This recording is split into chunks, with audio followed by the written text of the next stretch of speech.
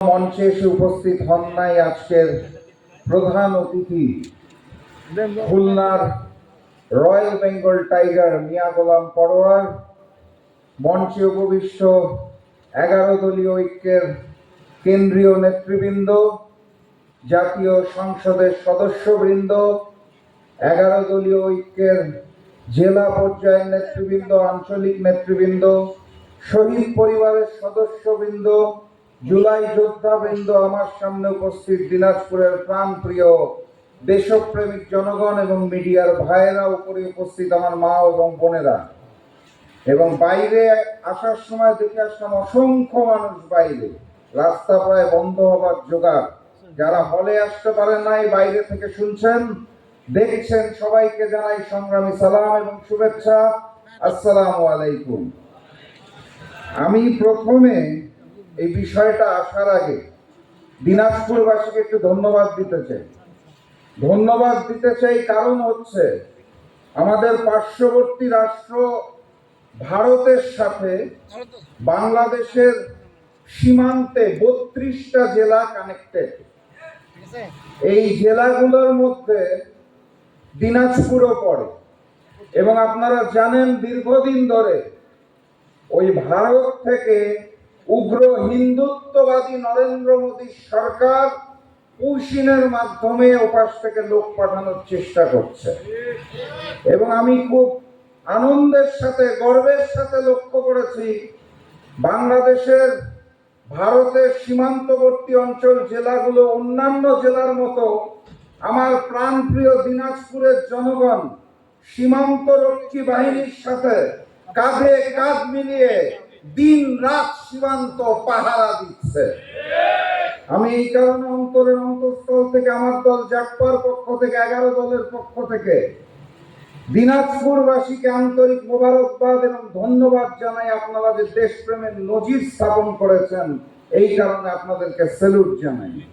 সংগ্রামী সাথী এবং বন্ধুগণ, বক্তব্য আসলে নতুন করে দেওয়ার কিছু নাই।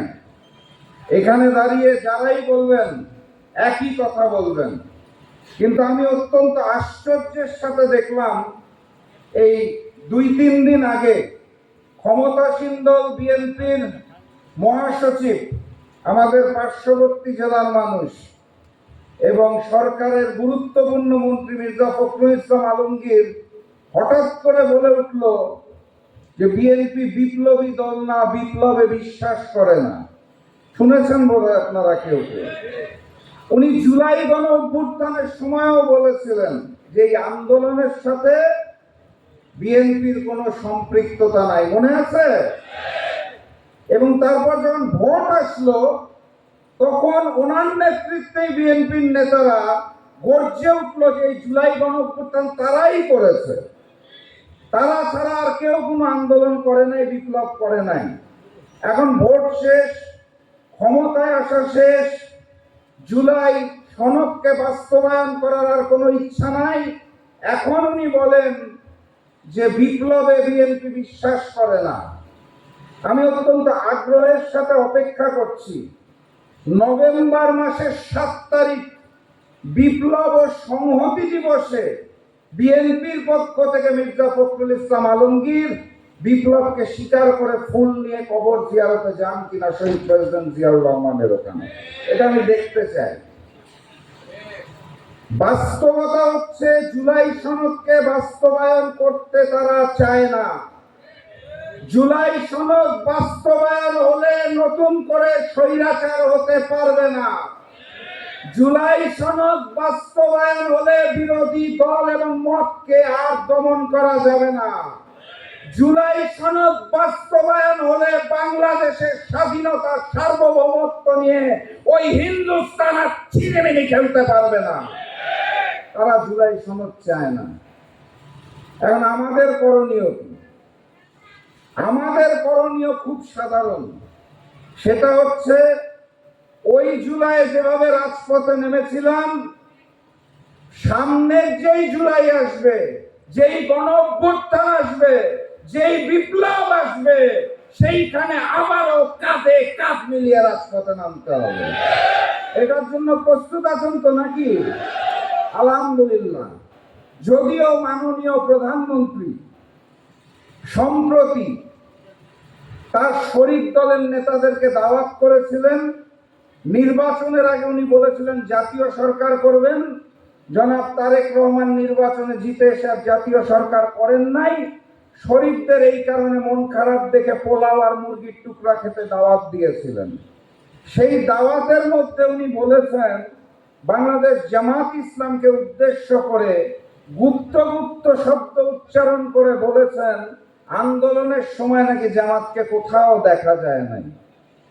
আমি আজকের এই দিনাজপুরের সেমিনার থেকে অত্যন্ত বিনয় এবং সম্মানের সাথে মাননীয় প্রধানমন্ত্রী জনাব তারেক রহমানকে বলতে চাই, আন্দোলন লন্ডনে হয় নাই, এই কারণে আপনি দেখতে পারেন নাই।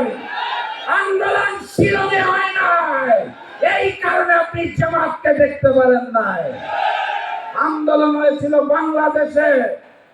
যাদেরকে বলছেন আন্দোলনে দেখতে পারেন নাই, দেশনেত্রী বেগম খালেদা জিয়ার বাসভবনের সামনে যখন বালুর ট্রাক রাখা ছিল, বিএনপির নেতা কর্মীদের দেখি নাই।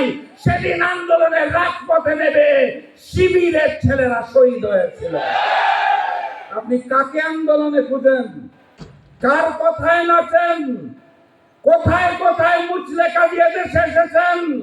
কাদের সন্তুষ্ট করার জন্য জুলাই সনদ বাস্তবায়ন করতে চান না? দেশের জনগণ সবই জানে এবং বুঝে।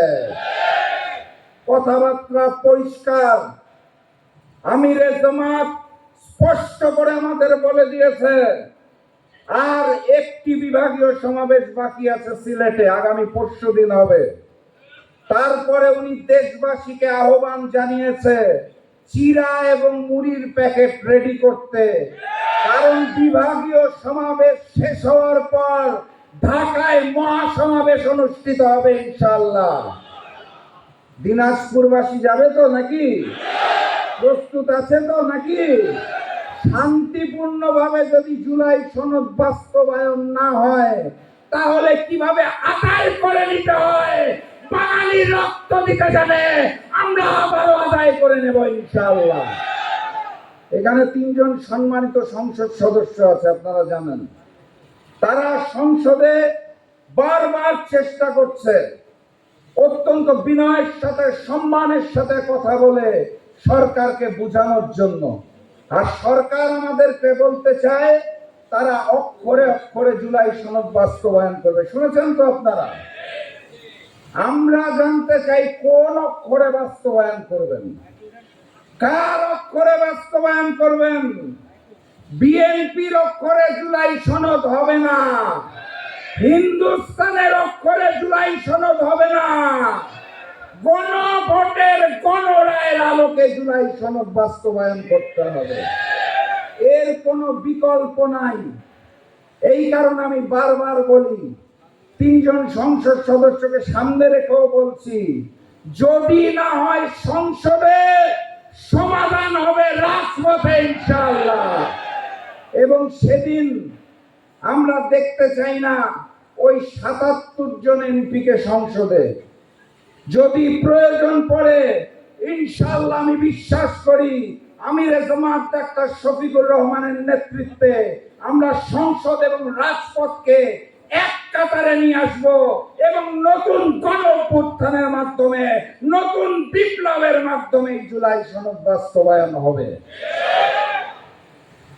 একটা ভোট, ম্যানেজ ভোটের মাধ্যমে যারা রাষ্ট্রীয় ক্ষমতায় এসে মনে করছেন নতুন করে ফ্যাসিস্ট শেখ হাসিনার মতো স্বৈরাচার হবেন, তাদেরকে স্পষ্ট ভাষায় জানিয়ে দিতে চাই, 17 বছর ধরে যারা বাংলাদেশের প্রতিটি পথে প্রান্তরে ওই গুন্ডালি আর হেলমেট লিক দিয়ে আমাদের ঘিরে রেখেছিল, তারাও কিন্তু পালিয়ে নিজ মামু বাড়ি দিল্লিতে চলে গেছে।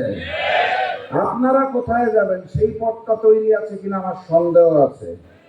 দিল্লি কিন্তু আপনাদের নিবে না, এখন পরিস্থিতিতে শিলংও আপনাদের নিবে না, লন্ডনও আপনাদের নিবে না। অতএব সময় থাকতে থাকতে অত্যন্ত ভালো একটা বিরোধী দল পেয়েছেন, বিএনপির প্রধানমন্ত্রী সহ সবাইকে অনুরোধ করতে চাই, আল্লাহর ওয়াস্তে শহীদ পরিবারগুলোর দিকে তাকিয়ে, জুলাই যোদ্ধাদের দিকে তাকিয়ে জুলাই সনদকে গণভোটের গণরায়ের আলোকে বাস্তবায়নের ব্যবস্থা করুন। আর সেটা যদি না হয়, তাহলে আমি বিশ্বাস করি সকল শহীদ পরিবারও এবার রাজপথে নামবে। 11 দল পিছিয়ে থাকবে না। 11 দলের প্রত্যেকটা কেন্দ্রীয় নেতা আল্লাহর কসম করে বলে যাচ্ছি, প্রথম কাতারে থাকবো জুলাই সনদ বাস্তবায়নের জন্য। প্রয়োজনে এবার আমরা রক্ত দেব, আমিরে জামাতের মতো যুবক হয়ে যাব, কিন্তু জুলাই সনদ বাস্তবায়ন না করে ঘরে ফিরবো না। এটার জন্য কি আপনারা প্রস্তুত আছেন? আমিরে জামাতের ডাকে ঢাকায় আসবেন তো? আন্দোলন সংগ্রাম হবে, নতুন বিপ্লব হবে, আমাদের বিপ্লব অনিবার্য।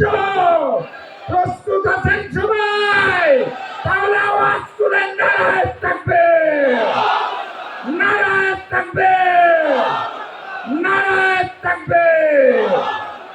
দেখা হবে বিপ্লবে, দেখা হবে বিজয়ে। বিজয়ের পথে যাত্রা শুরু, জীবন অথবা মৃত্যু। আসসালামু আলাইকুম।